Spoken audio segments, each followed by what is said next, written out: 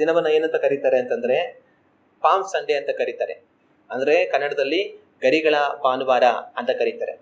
ಏನಕ್ಕೋಸ್ಕರವಾಗಿ ಇದನ್ನ ಗರಿಗಳ ಭಾನುವಾರ ಅಂತ ಗುರುತಿಸಿ ಈ ದಿನದಲ್ಲಿ ಆರಾಧನೆ ಸಭೆಗಳಲ್ಲಿ ಮಾಡ್ತಾರೆ ಅಂತಂದ್ರೆ, ಯೇಸು ಕ್ರಿಸ್ತನು ಅವರು ಶಿಲುಬೆಯ ಮರಣವನ್ನ ಹೊಂದುವುದಕ್ಕಿಂತ ಮುಂಚೆ ಅವರು ಯೆರೂಸಲೇಮನ್ನ ಪ್ರವೇಶಿಸುವಂತ ಸಂದರ್ಭದಲ್ಲಿ ಒಂದು ಕತ್ತೆ ಮರಿಯನ್ನ ಕರೆಸಿ ಅದ್ರ ಮೇಲೆ ಕುಳಿತುಕೊಂಡು ಅವರ ರಾಜನ ರೀತಿಯಲ್ಲಿ ಯೆರೂಸಲೇಮ್ ಪಟ್ಟಣವನ್ನ ಪ್ರವೇಶ ಮಾಡ್ತಾರೆ.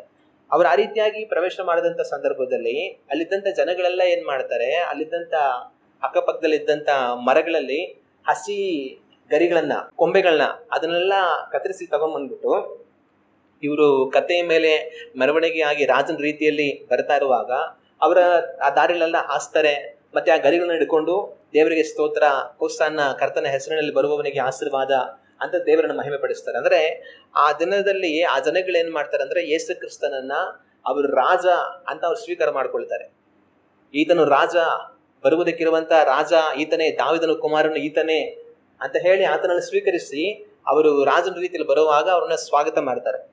ಆಗ ಅವ್ರ ಗರಿಗಳಿಟ್ಕೊಂಡು ಅವರು ದೇವರನ್ನ ಮಹಿಮೆ ಪಡಿಸ್ತಾ ಇದ್ದದಕ್ಕೋಸ್ಕರವಾಗಿ ಈ ದಿನವನ್ನ ಏನ್ ಮಾಡ್ತಾರೆ, ಗರಿಗಳ ಭಾನುವಾರ ಅಂತ ಹೇಳಿ ಗುರುತಿಸಿ ಈ ದಿನದಲ್ಲಿ ಸಭೆಗಳಲ್ಲಿ ಆರಾಧನೆಗಳನ್ನ ಮಾಡ್ತಾರೆ. ಅಂದ್ರೆ ಆ ದಿನದಲ್ಲಿ ಅವ್ರ ಗರಿಗಳು ತಂದು ದೇವರನ್ನ ಮಹಿಮೆ ಪಡಿಸಿದ್ರಲ್ಲ, ಅದಕ್ಕೆ ಗುರುತಾಗಿ ಈ ಭಾನುವಾರದಲ್ಲೇನೆ ಆಗ ಅದು ನಡೆದಂತ ಒಂದು ಘಟನೆ.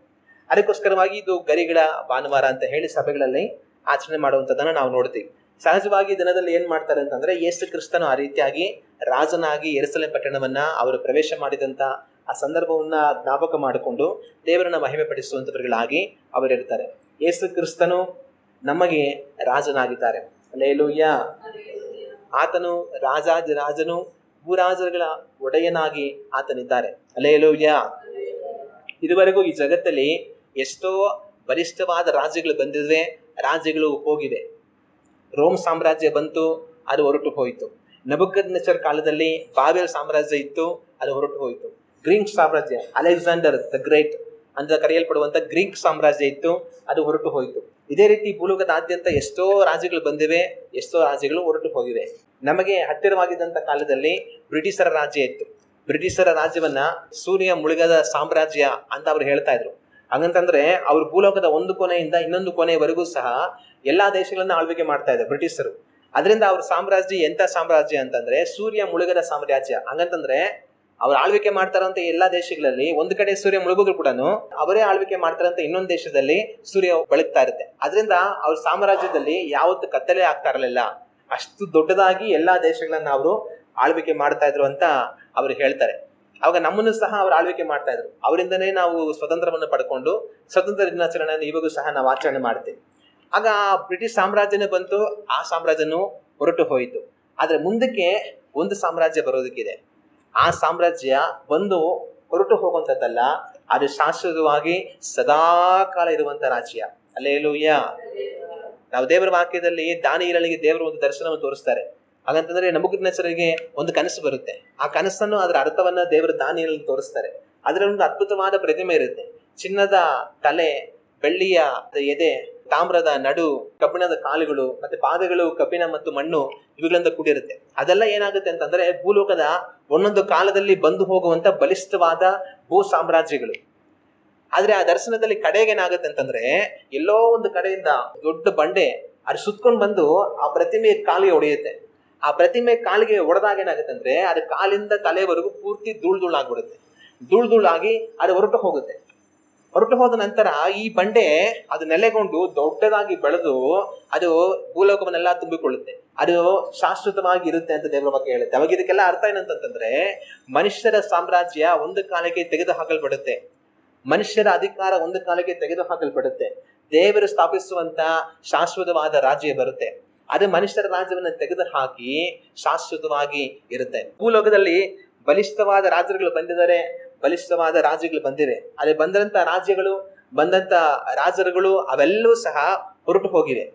ಈಗ ಇರುವಂತವು ಸಹ ಮುಂದಕ್ಕೆ ಹೊರಟು ಹೋಗುತ್ತೆ. ಆದ್ರೆ ಮುಂದಕ್ಕೆ ದೇವರು ಕಳುಹಿಸುವಂತ ಶಾಶ್ವತವಾದ ಒಂದು ರಾಜ್ಯ ಬರುತ್ತೆ. ಆ ರಾಜ್ಯ ಭೂಲೋಕದ ರಾಜ್ಯವನ್ನೆಲ್ಲ ತೆಗೆದು ಹಾಕಿ, ಮನುಷ್ಯರ ಆಡಳಿತವನ್ನ ತೆಗೆದು ಹಾಕಿ ದೇವರ ಆಡಳಿತವನ್ನ ಅದು ಶಾಶ್ವತವಾಗಿ ಸ್ಥಾಪಿಸುತ್ತೆ. ಆಗ ಬರುವುದಕ್ಕಿರುವಂತಹ ರಾಜ್ಯ ಯಾವುದು ಅಂತಂತಂದ್ರೆ ನಮ್ಮ ಕರ್ತನಾದ ಯೇಸು ಕ್ರಿಸ್ತನ ರಾಜ್ಯ. ಹಲ್ಲೆಲೂಯ. ಆತನೇ ಶಾಶ್ವತವಾದ ರಾಜ.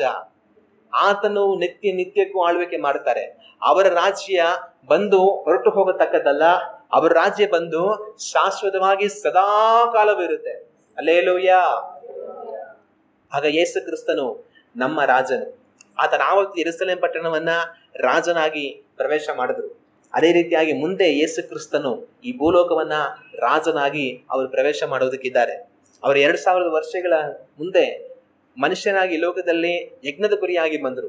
ಮನುಷ್ಯರ ಪಾಪಗಳಿಗಾಗಿ ತನ್ನ ರಕ್ತವನ್ನು ಸುರಿಸಿ ಮನುಷ್ಯರಿಗೆ ರಕ್ಷಣೆಯನ್ನು ಸಂಪಾದನೆ ಮಾಡುವುದಕ್ಕೋಸ್ಕರವಾಗಿ ಅವರು ಬಂದರು. ಆದರೆ ಆತನು ತಿರುಗಿ ಮುಂದೆ ಬರೋದಕ್ಕಿದ್ದಾರೆ. ಅದನ್ನು ತಿರುಗಿ ಮುಂದೆ ಬರುವಂಥದ್ದು ಆಳ್ವಿಕೆ ಮಾಡುವುದಕ್ಕೋಸ್ಕರವಾಗಿ. ಹಲ್ಲೆಲೂಯ. 2000 ವರ್ಷಗಳ ಮುಂದೆ ಯೇಸು ಕ್ರಿಸ್ತನು ಈ ಲೋಕಕ್ಕೆ ಬಂದರು. ಏನಕ್ಕೋಸ್ಕರವಾಗಿ ಬಂದರು ಅಂತಂದ್ರೆ ಗುದ್ದು ತಿನ್ನೋದಕ್ಕೋಸ್ಕರ ಬಂದರು.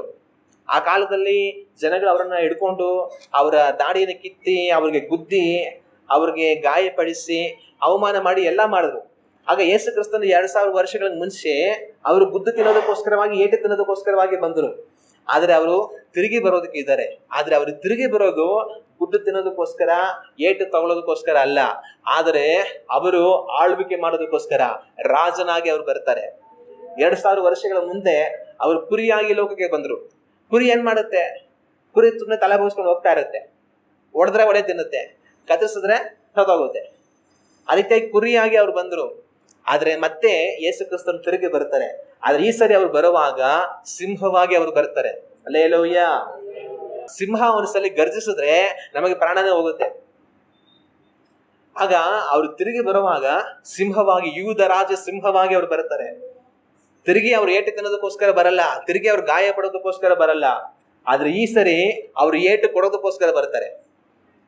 ಇದಕ್ ಮುಂಚೆ ಅವ್ರು ಬಂದಾಗ ಯಾರು ಏನ್ ಹೊಡೆದ್ರು, ಒಲೆ ತಿಂದ್ರು, ಬೈಸ್ಕೊಡ್ರು, ಎಲ್ಲ ಮಾಡಿದ್ರು. ಆದ್ರೆ ಇನ್ ಮುಂದಕ್ಕೆ ಅವ್ರು ಬರ್ತಾರೆ. ಬರುವಾಗ ಅವರು ಏಟು ಕೊಡೋದಕ್ಕೋಸ್ಕರ ಬರ್ತಾರೆ, ನ್ಯಾಯವನ್ನು ತೀರಿಸೋದಕ್ಕೋಸ್ಕರ ಬರ್ತಾರೆ. ಯಾರೆಲ್ಲ ಆತನನ್ನ ಬೈದು, ಹೀಯಾಳಿಸಿ, ಅವಮಾನಿಸಿ, ಆತನನ್ನು ತಿರಸ್ಕರಿಸಿ, ಆತನನ್ನು ನಿಂದಿಸಿ, ಆತನ ಜನಗಳನ್ನ ಒಡೆದು, ಆತನ ಸಭೆಯನ್ನು ಒಡೆದು, ಅದನ್ನು ವಿರೋಧಿಸಿ ಅವ್ರು ಕೊಟ್ಟಂತ ಅವಕಾಶವನ್ನ ಉಪಯೋಗಿಸಿಕೊಂಡು ದೇವರ ಕಡೆಗೆ ತಿರುಗಿಕೊಳ್ಳದೆ ಹೋದರೋ, ಆತನ ಎಲ್ಲಾ ವೈರಿಗಳಿಗೆ ಅವರು ನ್ಯಾಯವನ್ನು ತೀರಿಸುವ ಆತನಾಗಿ ಅವ್ರು ಬರ್ತಾರೆ. ಆತನ ತಿರುಗಿ ಬರುವಾಗ ಆತನು ಕೊಟ್ಟಿರುವಂತ ರಕ್ಷಣೆಯನ್ನ ಸ್ವೀಕರಿಸಿ ದೇವರಿಗೆ ಭಯಪಟ್ಟು, ದೇವರಿಗೆ ತಮ್ಮನ್ನು ಒಪ್ಪಿಸಿಕೊಟ್ಟು, ಆತನ ರಕ್ತದ ಮುಖಾಂತರ ತಮ್ಮ ಪಾಪಗಳಿಂದ ಪರಿಹಾರ ಮಾಡಲ್ಪಟ್ಟು ದೇವರಿಗೆ ಒಪ್ಪಿಸಿಕೊಟ್ಟು ರಕ್ಷಣೆ ಹೊಂದಿ ಆತನಲ್ಲಿ ಭಯಭಕ್ತಿ ಉಳ್ಳವರಾಗಿ ಜೀವಿಸುತ್ತಾ ಇರುವಂತವರಿಗೆ ಆತನು ತಿರುಗಿ ಬರುವಂಥದ್ದು ಮಹಾ ಸಂತೋಷವಾದ ವಿಷಯ. ಕಾರಣ ಅವರು ಅನುಭವಿಸಿದ ಎಲ್ಲವುಗಳಿಗೂ ಆತನವರಿಗೆ ಪ್ರತಿಫಲವನ್ನು ಕೊಡುತ್ತಾರೆ. ಈ ಲೋಕದಲ್ಲಿ ಆತನಿಗೆ ನಮ್ಮನ್ನು ಒಪ್ಪಿಸಿಕೊಟ್ಟು ನಾವು ಏನೆಲ್ಲ ಅವಮಾನ, ನಿಂದನೆ, ನಾಚಿಕೆ, ಬಾಧೆ, ಸಂಕಟ, ಪಾಡು, ಕಷ್ಟ, ಶೋಧನೆ, ಹೋರಾಟಗಳು ಏನೆಲ್ಲವನ್ನು ಅನುಭವಿಸಿರಬಹುದು, ಅವೆಲ್ಲವುಗಳಿಗೂ ಅವರು ನಮಗೆ ಪ್ರತಿಫಲ ಕೊಡ್ತಾರೆ. ಹಲ್ಲೆಲೂಯ. ಇನ್ನು ಆತನ ರಾಜ್ಯದಲ್ಲಿ ನಮಗೆ ಕಷ್ಟವಿಲ್ಲ, ಕಣ್ಣೀರಿಲ್ಲ, ಸಂಕಟ ಇಲ್ಲ, ಬಾಧೆ ಇಲ್ಲ, ಮರಣ ಇಲ್ಲ, ನೋವಿಲ್ಲ, ವೇದನೆ ಇಲ್ಲ. ದೇವರೊಟ್ಟಿಗೆ ಸದಾಕಾಲ ಸಂತೋಷವಾಗಿ ಅವರ ರಾಜ್ಯದಲ್ಲಿ ನಾವು ಯಾವಾಗಲೂ ಇರ್ತೇವೆ. ಹಲ್ಲೆಲೂಯ. ಆದ್ರೆ ಯಾರು ಆತನ ಮುಖಾಂತರವಾಗಿ ಕೊಡಲ್ಪಟ್ಟಿರುವಂತ ಸುವಾರ್ತೆಗೆ ಕಿವಿಗೊಡದೆ, ದೇವರು ಕೊಟ್ಟಿರುವಂತ ರಕ್ಷಣೆಯನ್ನು ಸ್ವೀಕರಿಸದೆ, ಅವರ ಪಾಪಗಳನ್ನು ಮನ ತಿರುಗದೆ, ಆತನನ್ನು ತಿರಸ್ಕರಿಸಿ, ಆತನ ವಿರೋಧಿಸಿ, ಆತನ ಜನಗಳನ್ನು ಒಡೆದು ಬರೆದು, ಆತನ ಜನಗಳನ್ನ ಬಾಧಿಸಿ, ಆತನನ್ನು ಹಿಂಸೆಪಡಿಸಿ, ಸಂಕಟಪಡಿಸಿ ಬರುತ್ತಾ ಇರ್ತಾರೋ, ಅವರೆಲ್ಲರಿಗೂ ಆತನು ನ್ಯಾಯವನ್ನು ತೀರಿಸುವ ಆತನಾಗಿ ಅವರು ಬರ್ತಾರೆ. ತಮ್ಮ ಪಾಪಕ್ಕೆ ಅವರು ನ್ಯಾಯವನ್ನು ತೀರಿಸುವ ಆತನಾಗಿ, ನ್ಯಾಯಾಧಿಪತಿಯಾಗಿ, ರಾಜಾದಿರಾಜನಾಗಿ ಅವರು ಬರ್ತಾರೆ. ಈಗೋ ನಾನು ಬೇಗನೆ ಬರುತ್ತೇನೆ, ಪ್ರತಿಯೊಬ್ಬನಿಗೂ ಅವನವನ ನಡವಳಿಕೆಯ ಪ್ರಕಾರ ಕೊಡತಕ್ಕಂತ ಫಲ ನನ್ನ ಕೈಯಲ್ಲಿ ಅದೇ ಎಂಬುದಾಗಿ ಯೇಸು ಕ್ರಿಸ್ತನು ಹೇಳಿದರು. ಪರಿಶುದ್ಧನು ತನ್ನನ್ನು ಇನ್ನೂ ಪರಿಶುದ್ಧಗೊಳಿಸಿಕೊಳ್ಳಲಿ, ನೀತಿಯನ್ನು ಅನುಸರಿಸುವವನು ಇನ್ನೂ ನೀತಿಯನ್ನು ಅನುಸರಿಸಲಿ, ಅನ್ಯಾಯ ಮಾಡುವವನು ಇನ್ನೂ ಅನ್ಯಾಯ ಮಾಡಲಿ, ಮೈಲಿಗೆ ಆದವನು ಇನ್ನೂ ತನ್ನನ್ನು ಮೈಲಿಗೆ ಮಾಡಿಕೊಳ್ಳಲಿ. ಈಗೋ ನಾನು ಬೇಗನೆ ಬರುತ್ತೇನೆ ಎಂಬುದಾಗಿ ಹೇಳಿದ್ರು. ಯಾವನು ಮೈಲಿಗೆಯಾಗಿ ಬರುತ್ತಾನೋ, ಯಾವನು ಅನ್ಯಾಯವನ್ನು ಮಾಡ್ತಾ ಇರ್ತಾನೋ ಅವರಿಗೆ ಅವರು ನ್ಯಾಯ ತೀರ್ಪನ್ನ ಮಾಡ್ತಾರೆ. ಆದ್ರೆ ಪರಿಶುದ್ಧರಿಗೆ, ನೀತಿವಂತರಿಗೆ ಅವರು ಸರಿಯಾದ ತೀರ್ಪನ್ನು ಮಾಡಿ ಅವರಿಗೆ ಪ್ರತಿಫಲ ಕೊಡುತ್ತಾರೆ. ಆ ದಿನದಲ್ಲಿ ಯೇಸು ಕ್ರಿಸ್ತನು ಅವರು ರಾಜನಾಗಿ ಯೆರೂಸಲೇಮನ್ನ ಅವರು ಪ್ರವೇಶ ಮಾಡಿದ್ರು. ಇನ್ನು ಮುಂದೆ ಯೇಸು ಕ್ರಿಸ್ತನು ರಾಜಾದಿರಾಜನಾಗಿ ಈ ಲೋಕಕ್ಕೆ ಅವರು ಬರುವುದಕ್ಕಿದ್ದಾರೆ. ಅವರು ಬಂದು ಈ ಲೋಕದಲ್ಲಿ ತಮ್ಮ ರಾಜ್ಯವನ್ನ ಶಾಶ್ವತವಾಗಿ ಅವರು ಸ್ಥಾಪಿಸ್ತಾರೆ. ಹಲ್ಲೆಲೂಯ. ಆತನ ರಾಜ್ಯವನ್ನ ನಿರೀಕ್ಷೆ ಮಾಡ್ತಾ ನಾನು ನೀವು ಈ ಲೋಕದಲ್ಲಿ ಜೀವಿಸ್ತಾ ಇದ್ದೇವೆ. ನಮಗಿರುವಂತ ಒಂದೇ ನಿರೀಕ್ಷೆ ಏನು? ಈ ಲೋಕದಲ್ಲಿ ಒಂದು ವೇಳೆ ನಮಗೆ ಕಷ್ಟಗಳು, ಕಣ್ಣೀರು, ನಮಗೆ ಹಿಂಸೆ, ಬಾಧೆ, ನೋವುಗಳು ಏನೇ ಸಂಭವಿಸಿದ್ರು ಕ್ರಿಸ್ತನಿಗೋಸ್ಕರ ನಾವು ಜೀವಿಸ್ತೀವಿ. ಆತನಿಗೋಸ್ಕರ ನಾವು ಏನ್ ಬೇಕಾದ್ರೂ ಅನುಭವಿಸುವುದಕ್ಕೆ ನಾವು ಸಿದ್ಧರಾಗಿದ್ದೇವೆ. ಜನಗಳು ಏನ್ ಬೇಕಾದ್ರೂ ಅನ್ಲಿ, ಏನ್ ಬೇಕಾದ್ರೂ ಮಾಡ್ಲಿ ಅಂತ ಯಾಕೆ ನಾವು ಒಪ್ಪಿಸ್ಕೊಡ್ತೇವೆ? ನಮಗೆ ಯಾರಾದ್ರೂ ಅನ್ಯಾಯ ಮಾಡಿದ್ರು ಕೂಡ ಹೋಗ್ಲಿ ಬಿಡು ಅಂತ ಯಾಕೆ ಕ್ಷಮಿಸ್ತೀವಿ? ಯಾಕೆ ಮುಯ್ ತೀರಿಸೋದಕ್ಕೆ ಹೋಗೋದಿಲ್ಲ? ಕಾರಣ ಏನಂತಂದ್ರೆ, ಒಂದು ದಿವಸ ದೇವರ ರಾಜ್ಯ ಬರುತ್ತೆ. ಆತನ ರಾಜ್ಯ ಬರುವಾಗ ಆತನ ರಾಜ್ಯದಲ್ಲಿ ನಾವು ಅನುಭವಿಸಿದ ಎಲ್ಲವುಗಳಿಗೂ ನಮಗೆ ಪ್ರತಿಫಲ ಸಿಗುತ್ತೆ.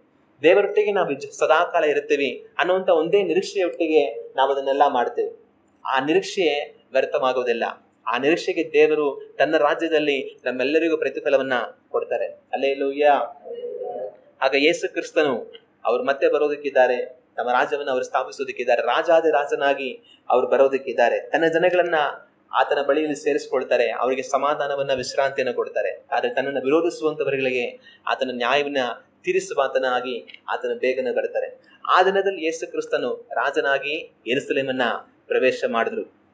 ಇನ್ನು ಮುಂದೆ ನನ್ನ ನಿಮ್ಮ ಜೀವಿತಗಳಲ್ಲಿ ಆತನ ರಾಜನಾಗಿ ಆಕಾಶದಲ್ಲಿ ಮೇಘಗಳ ಮೇಲೆ ಬರೋದಕ್ಕಿದ್ದಾನೆ ಅನ್ನೋದನ್ನ ನಾವು ಜ್ಞಾಪಕ ಮಾಡಿಕೊಳ್ಳಬೇಕು. ಹಲ್ಲೆಲೂಯ. ಆ ದಿನದಲ್ಲಿ ಅವರು ಬರುವಾಗ ಜನಗಳು ಗರಿಗಳನ್ನೆಲ್ಲ ತಂದು, ಹಚ್ಚ ಹಸಿರಿನ ಗರಿಗಳನ್ನ ತಂದು ದೇವರನ್ನ ಮಹಿಮೆ ಪಡಿಸಿದ್ರು. ಯೇಸು ಕ್ರಿಸ್ತನು ಮೇಘಗಳ ಮೇಲೆ ರಾಜಾದ ರಾಜನಾಗಿ ಬಂದ ನಂತರ ನಮ್ಮನ್ನ ಅವ್ರು ಕರ್ಕೊಂಡು ಹೋಗ್ತಾರೆ. ಅವರ ರಾಜ್ಯಕ್ಕೆ ಕರ್ಕೊಂಡು ಹೋದ ನಂತರ ನಾವು ಅವರ ರಾಜ್ಯದಲ್ಲಿ ಹಚ್ಚ ಹಸಿರಿನ ಗರಿಗಳನ್ನು ಹಿಡ್ಕೊಂಡು ದೇವರನ್ನು ಮಹಿಮೆ ಪಡಿಸ್ತೇವೆ. ಹಲ್ಲೆಲೂಯ. ದೇವರ ವಾಕ್ಯದಲ್ಲಿ ನಾವು ಪ್ರಕಟಣೆ ಪುಸ್ತಕದಲ್ಲಿ ಕಾಣ್ತೇವೆ, ಹೇರಳವಾದ ಜನಗಳು, ಸಕಲ ಭಾಷೆ, ಕುಲ, ದೇಶಗಳಿಂದ ಕೂಡಿಸಲ್ಪಟ್ಟಂತವರುಗಳು, ಅವರು ನಿಲುವಂಗಿಗಳನ್ನ ಧರಿಸಿಕೊಂಡು ಕೈಗಳಲ್ಲಿ ಗರಿಗಳನ್ನು ಹಿಡಿದುಕೊಂಡು ದೇವರಿಗೆ ಸ್ತೋತ್ರ ಮಾಡ್ತಾ ಇರೋದನ್ನ ಯೋಹಾನನ ಕಾಣ್ತಾನೆ. ಅದೇ ರೀತಿಯಾಗಿ ಯೇಸು ಕ್ರಿಸ್ತನ ಮುಂದೆ ಬಂದ ನಂತರ, ರಾಜಾದ ರಾಜನಾಗಿ ಅವ್ರು ಬಂದ ನಂತರ ನಾವು ಹೋಗಿ ನಮ್ಮ ರಾಜನನ್ನ ಗರಿಗಳೊಟ್ಟಿಗೆ ಸೇವಿಸ್ತೇವೆ. ಹಲ್ಲೆಲೂಯ.